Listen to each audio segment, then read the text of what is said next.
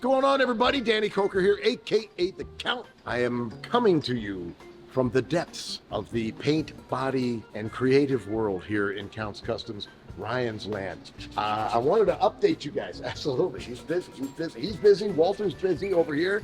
What are these cats working on? That Hooten Young bootlegger truck. Remember I told you a little while back, we got a really cool project. This old Ford, oh my Lord, this old Ford is gonna be so cool. So I wanna let you know, we're making progress. We're making big progress. And I want to remind you what this is all about. This is a marketing advertising tool for Hooten Young, and it's an absolutely magnificent product. So to be able to do this promotional vehicle, it's going with a bootlegger theme. We're staying very old school. It's going to be so very cool. I just wanted to update you on that. And I want to encourage you out there. Look at the graphic down here below. Hooten Young.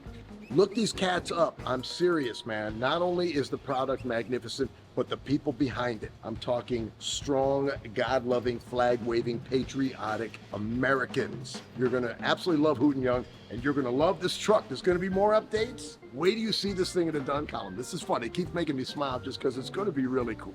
Old school cool. Hooten Young, check it out.